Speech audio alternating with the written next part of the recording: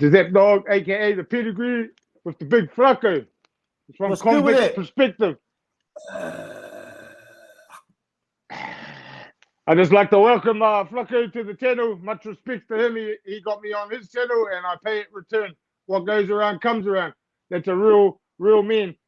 Since I was trying to get the live stream going, and I couldn't get it going. We will next time. So I'm gonna go with it.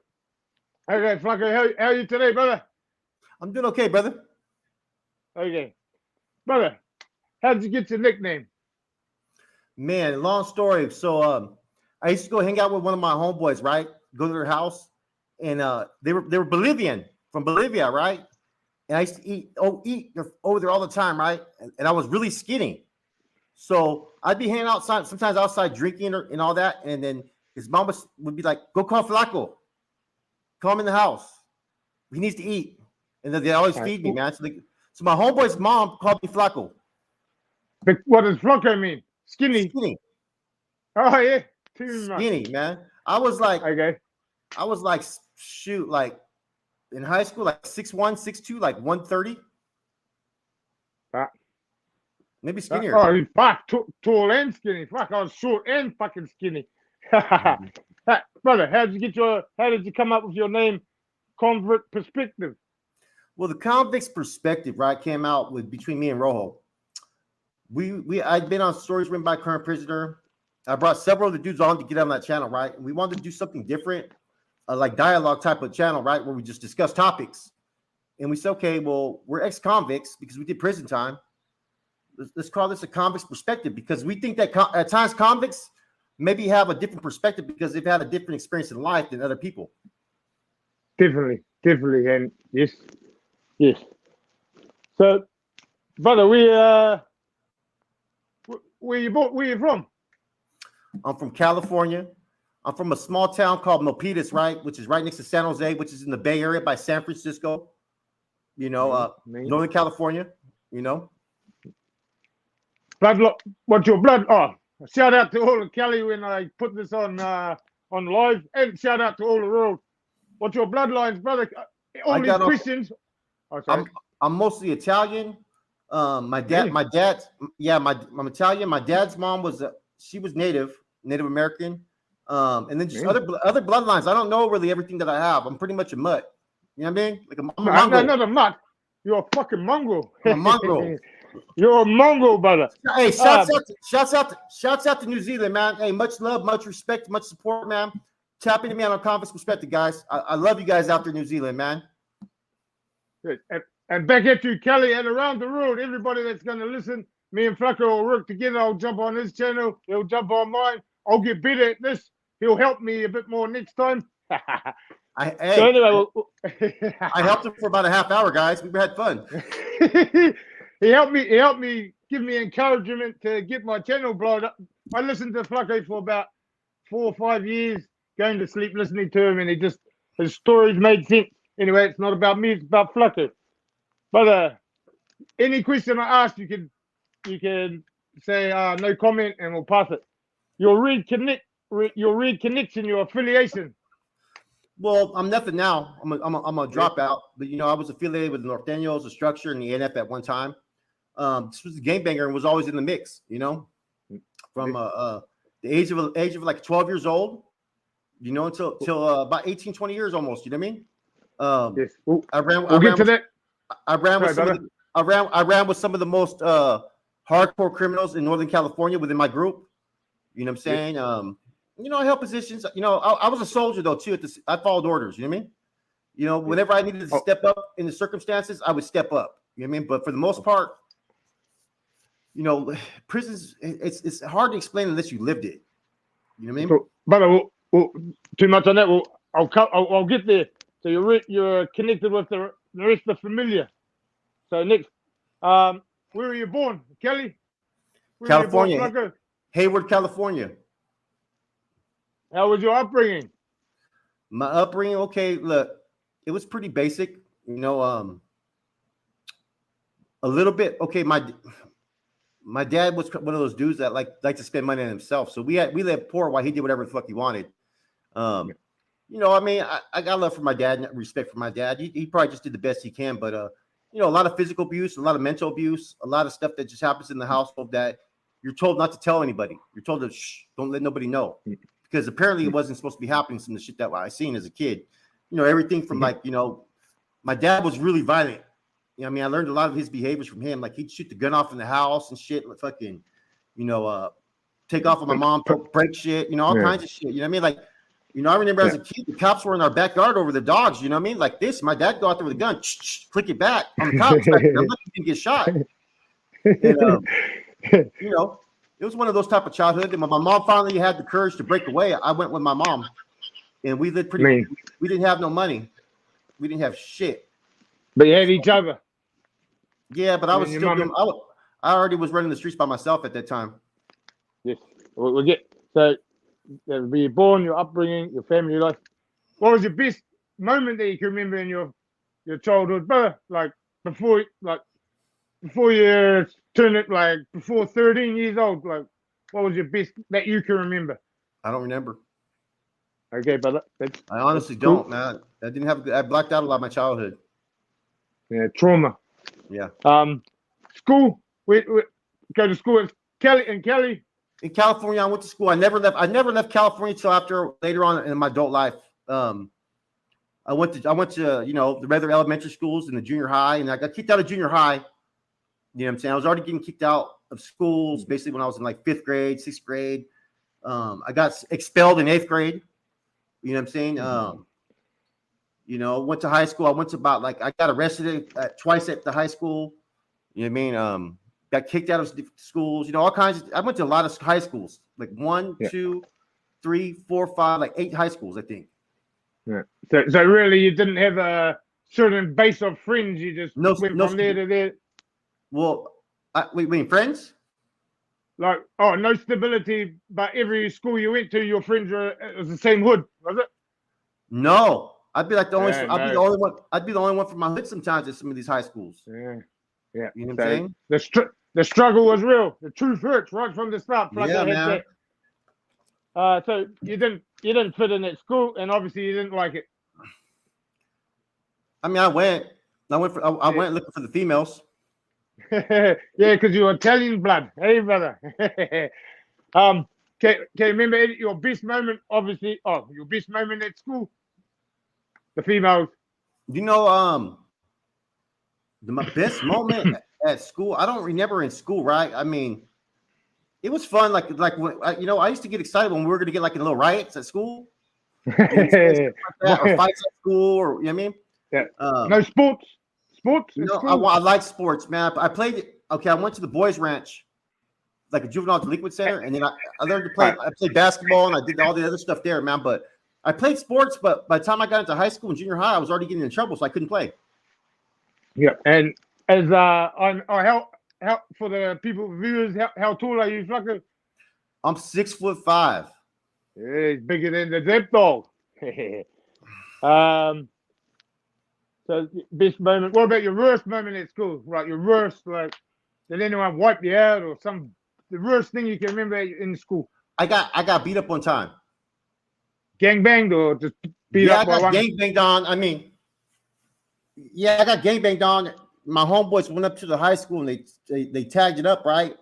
And they put they put like they put socas and they put certain hoods, which means socas means like fucking rankers, you levas, you know what I mean? That means like we're at war. You're trash. Yeah. I mean, you're a sucker. And then they put the hoods and then they crossed them out. And so I'm there eating my lunch, right? And my homeboys are older. Next thing you know, there's whole high schools coming behind like 4 or 5 dudes from this hood. And they called me out. And I'm with like 4 dudes at my table, but they're not from my hood. So we go outside. There's 1, 2, 3, 4, 5 of them. And they start jamming up. I'm like, well, hey. They told me that one of the dudes wanted to fight me, right? I'm like, well, I'm on house arrest, so I don't want to get busted, right? So I'm like, okay, we can fight after school. I go, you know, as a matter of fact, I'll call everybody up. We can all get down. You know what I'm saying? They didn't want that to happen. No, of course not. You know what I mean? One of them said, what, you ain't down for your shit? And I said, yeah. I said, well, and I told them, fuck their hood. And as soon as I said that, bam, he hit me, bro, and he fucking caught me. And I'm just like, He did it by himself though, but the dude that wanted to fight me hit me, and I just fucking dropped. I think, man, but you know what though? I got my paybacks later. I bet you did, Flacco. Oh no, we stomped him out. We stomped him out about 2 months later. I mean, like we stomped him out. What? That one that caused the drama. You caught up with him. Well, no, he didn't start it. They were utilizing him because me and him almost fought a couple times, man. Before that, I got you. He was sort of the hard man of that lot, was it? No, he's a youngster. He had hands. He could fight. He could fight. I'll keep it real. He could fight. Yeah, but honesty, brother. So we'll jump on to the next one. So, gang shit. Well, your gang life. So I'll take it now, though. So, how do you think? How did you end up in that gang life? I pretty much you've said it now, but how do you think? Well, pretty much just a childhood that I felt neglected, man, and I felt like the invisible child in the room, like in my home. And when you feel like you have no voice, see, the most important person should be that child in that room. And when you're a child and you feel invisible, that means you need to get your attention from somewhere. So I was always put down as a kid. I was all abused, and I wanted to gravitate towards something that was different than what I was living. And at that time, gangbanging was really popular. And so they're the ones that had all the girls, the respect, and it was like a thing that, you know what I mean? Like it was like a fad for everybody. You know what I'm saying? Yeah. So something you wanted to strive for. I want to be like them, sort of thing. Yep. When? What age? What age was that you jumped in? I don't know, like I think around maybe it was like when I was 12 or 13. Yeah, that's young. Well, I was already involved in gangs when I was by the time I was 11. Yeah. Right. Oh, you were surrounded. Sorry. What was that, Flugger? Maybe by the time I don't know my age, maybe 13, 12. I don't know, 14. Somewhere I don't remember a lot of things. You know what I mean? But in Kelly, it's all around you. You got hoods and gang members everywhere. Yeah. So you can gangbang without being from a hood at first. You know what I mean? Yeah. You're a gang member, but you know what I mean? A lot of the stuff. Sorry. Like I was a norteño already. You know what I'm saying? I was representing Norte, but I wasn't from the hood yet. We were all norteños. Like we were all copying the older guys, but we weren't from the hood yet. And we got jumped in later on. And you know what I mean? Yes. So you explain why. What? Best. So before you actually went to jail, what can you remember your best moment, like in your younger years with the homies, or there was a couple times where I don't really remember nothing. It was nothing positive. It was either fucking a night doing some fun things, like you know what I mean, like just say everything went good at one night. You know what I mean? Fucking shot somebody. Fucking met a new bad bitch. I mean, went to the motel. Fucking got doped up. And you know what I mean? Exactly. That kind of shit. You know what I mean? Like there was nothing that was substantiated that was like, but some of that was just an everyday thing, man. Like that was just the way of life. So every day was always a party. It was always a party. It was always about gangbanging. Like I wasn't trying to do nothing. I wasn't trying to have a job. I wasn't trying to do nothing productive or positive. I wanted to run the streets. Oh, well, you were surrounded by negativity. So how the fuck were you gonna getting your end away would have been a bit positive at that age? Like I was a very prideful person. So like when something like when we got off or we did something that was fucking like tremendous, like you know what I mean? Like I was meaning getting your end away, fucker. Yeah. Yeah, that would have been a positive moment back then. Oh, all the time. Yeah, well, in New Zealand, sort of, we ain't got the hoods. This is my first interview everyone, so I'm going to get better. But I know a lot about FLACO because I've listened to him for years. I'm trying to get it out, and at the same time, in New Zealand, that was the same when we were growing up. We weren't surrounded by it, but negativity and it wasn't the best start. So anyway, before you went to jail, what was your worst moment? Getting jumped in, or did you get stabbed or shot? I think a couple times, a couple shootings, I was pretty scared. You know what I'm saying? Like, cause a couple times I got caught slipping without a gun and got shot at. I got shot and stuff like that. A couple times, those were the times where like, your life passes before your eyes, because like if you get caught slipping, you don't have that thing on you. Because we went through a time era when the shootings just started to happen. It went from mainly fist fights, maybe a stabbing here and there, and you know what I mean? So we started fucking shooting at people. You know what I'm saying? And it all started, from where I'm from, it all started when they shot my car up. Okay, yes. So I went and got a fucking, you know what I mean? I went back and must fucking shot back hella fucking times, right? That I had a couple older dudes that were not from the hood, but they were like homeboys, but not homeboys. They tell me, what the fuck are you doing? I'm like, motherfucker, I ain't going out. And they would tell me, you know, you better get rid of that gun. So I get rid of one and try to get another one. You know what I'm saying? So it was a pride thing that someone shot your car up, so you wanted No, it was fear. It was fear, because these dudes weren't playing, man. They were trying to fucking cap us. You know what I mean? I mean when they shot your car, you retaliated. Not yeah, I did, bro. Yeah, you didn't retaliate. You didn't retaliate. It wasn't in fear, though. It was in your pride. No. If I didn't have nothing on me, you know what I'm saying? Like, and I'm walking down the street, we were playing a cat and mouse game because it was our neighborhood, and so so we were trying to run motherfuckers out. You know what I'm saying? It was all within a short complex. We were right in the middle of a fucking war that we started, right? Yeah. And everybody else throughout the city, they were not part of it. This was all in one area. We were going at it with these dudes. And so, say if I'm just walking fucking to the store, you never know if a carload of them are going to try to pull up. You know what I'm saying? And your hood and that hood you're talking about, that's all red on red too back then. Hey, we used to literally drive around waiting to catch dudes slipping. We would try to find out. Yeah, like literally, we would drive around like in different cars sometimes and creep up on dudes. Say they're walking down the street from work, and we just pull up. As soon as we see them, we just jump out the car, and we'd hit them fast. Yeah. We hit them fast before because we knew if they got to their pad, they had guns over there. Yeah. So we shot their house up a couple times. We rushed their house before.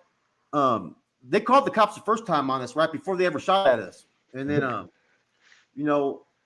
Man, it was bad. It was going back and forth, man. Like there were so many, like we'd catch this dude over here, walk down the street, bam, we jump out. I'd be driving, I'd be like, hell no, I got to get some too. So I'd go out there to start stomping them out too, right? And then, you know, and luckily, man, honestly, during that whole little spree that we were at it, man, I didn't get got one time because I was smart. But a couple homeboys did though. You know what I'm saying? A couple of them got caught slipping. Slipping, all right. But as soon as they pulled out these, right? You know, these, you know what I mean? We're not running, you know what I mean? If it's something like this, bring it. You know, I mean, you know, because I'm gonna pull something out too, or you know what I mean? But something like that, guns are scary because you never know what's gonna happen. Your life will just go through you like this. So you don't need to be tough, or you don't need to be any particular to pull that trigger. So well, that's what I became because the only way for me to combat that fucking fear of not knowing if they're gonna shoot at me or not was to shoot first. Yeah, exactly. You know what I mean? Exactly. And, you know, I mean, I know people sit there and think, well, it's more honorable to chunk them, but I didn't have that. And plus, I was a fucking skinny guy. I was gonna shoot you anyways back then. Yeah. I'm gonna keep it real. The fighting came later. I used to be in martial arts when I was younger. I got pictures of all that. I used to compete in tournaments. Had my junior black belt, right, with West Coast Taekwondo back in the days. Stopped doing that, you know what I mean, at a certain age, right? Because of the family issues. So I used to compete, right? But then even though you're skilled at that, when you're only fucking 125, 130 pounds and you're skinny as fuck, you may have speed, but that shit ain't fucking effective. Bam, eventually they're gonna hit you. Just be like, you know. And as you just spoke on, what you can't go to a gunfight with these. Right. Well, I mean, I could fight, but then again, when I went to the county jails, when I used to beat up a lot of dudes, right? But we were all teenagers and stuff. You know what I mean? Young and stuff. You know what I mean? Yeah. And when I went to the county jail, I got into my first fight with some dude from Watsonville, which is another North Daniel. I took flight on this dude, and I just was like, dang, he was bigger than me. But I had hand speed. He hit me. He just was just like this, and then he hit me one time, bam, and I felt it. I was like, oh fuck. I had a little blood vessel. I'm like, I better start doing some push-ups, right? So I started doing push-ups every day. I'm on the bar where like this, I'm getting stronger. Like, you know what I mean? I'm like, okay, you know, I get in a fight about 3 months later with some dude that's supposed to be able to fight. Everybody says he could fight. That was a rival. Man, I dropped this dude like 3 times. 3 times I dropped him. 3 times on his ass. Bah! He got up again. He dropped him again. I was like, okay, I got my strength now. You know what I mean? Yep. I was feeling myself. Anyway, so to everybody out there, you can hear FLACO started and not the best environment. And from there to 13, 14, 15, he was surrounded by negativity. he didn't have a chance. No one was going to pluck him out of there and, hey, bro, you should pluck him right out of that community or whatever and show him some other way. It wasn't possible. So now that from there, we're going to go into jail. The first one with the jail, FLACO, I want to, because a lot of people don't, like in New Zealand, we have our jail or our prison. It's the same thing. Can you just give a brief description on over there how you have the feds, you have the two separate jails? Can you give us a brief? Okay, you have prison, you have county jail. County jail is a detention center where they hold you before you go to prison. County jails could be just even crazier than prison sometimes, believe it or not. I learned how to fight in the county jails because they'll throw you in there with a bunch of grown men. I'm 18 years old, and they throw you in with a bunch of grown men. You know what I'm saying? So you're like on a whole different element. You're learning about proper conduct, respect.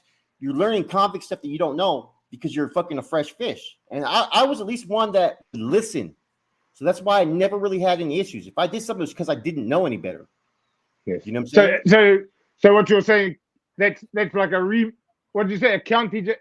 A remand center. County jail is a place, a detention center. They hold you while you go to court in that county. Prisons, okay, then you have the state prisons where once you get sentenced to state time, you go do your time. Then feds are different. They can send you anywhere if you get federal time. And federal time is the feds. So can you just explain to because no one in New Zealand or knows? I've never been to the feds. I don't know too much about it, but it takes a long process. And back then, they used to take forever to pick you up. And they even used to play games and let you go transfer you from one jail to another jail in lieu of going to the feds, man. Yes. So pretty much we have remand in with the jail. So you've got your separate remand as a, what do you call it, a prison or a jail? The jail was where I went at first. You know what I'm saying? So that's the remand. Then you had the state one, and the federal was the federal police. And they could, if they charge you state or fed, the feds will pick up the case if they want it. I mean, nowadays they're picking up a lot. Back then they didn't. You know what I'm saying? So to the viewers out there, so what FLACO's saying, you live in this state. If you do a crime in this state, you get put in a prison here. If you do a federal crimes, if you do a vicious crime somewhere else or a vicious one, they can put you in a federal, which could be. Definitely. Is that right? That's totally correct. And you know what? I think this is what we should do, right? I think we should end this and do this as part 1 and do a part 2. Okay, then FLACO, we can do that, and then we can get the live happening properly. Yeah, then we can do the live properly. You know what I'm saying? Okay. Oh, hey, that's a good one. This is just a little teaser for all the people around the world. Yeah, we're gonna get to the prison stuff, man. What happened, guys, is I had till about 5:15 my time. We were supposed to do like about a 45-minute interview, but we took about a half hour trying to figure this out. And to everybody around the world, I'll look at it this way: FLACO over in Cali are 19 hours behind me in New Zealand. But FLACO can look at it like this. Now we're 19 hours ahead. But now you're behind us, brother. 19. So our timing's way up. It's night. So today it's Saturday. It's Friday there, brother. Today's Friday. Yeah, it's Saturday here. Yeah. I'll try to make time tomorrow to do the part 2 on this. And then we'll work on the live from there. Brother, I was just explaining to the people out there that the time I'm a day ahead of FLACO. So anyway, we'll leave it there. I just want to leave a positive message with what we took. As you can tell, FLACO was all negative from pretty much from the start to where we've got to now. And he had a tiny, I don't even think he had one positive thing. Just some hanging with the homies and hanging with women was about it. I believe a positive note like this, man. In life, man, sometimes you think that you can get. My story is kind of tells you I thought I was doomed for life. I thought that I could never change or amount to shit. And for years, people told me that. You know what I'm saying? And sometimes people still try to say that. But I'm living proof that if you put effort into it, as you're going to hear in my story, then anything's possible. And me too. And me too. And I look like this. So it doesn't matter what walk in life or where you're at this moment, you can still do a positive message. You can get it out there. Yeah. FLACO was jumping the gun to where he's at now. He's come a long way from there. We've probably got an hour and a half to go, 2 hours. So we might have to break it up into 3. I'm going to let FLACO go because he's a busy man. Salutes to FLACO.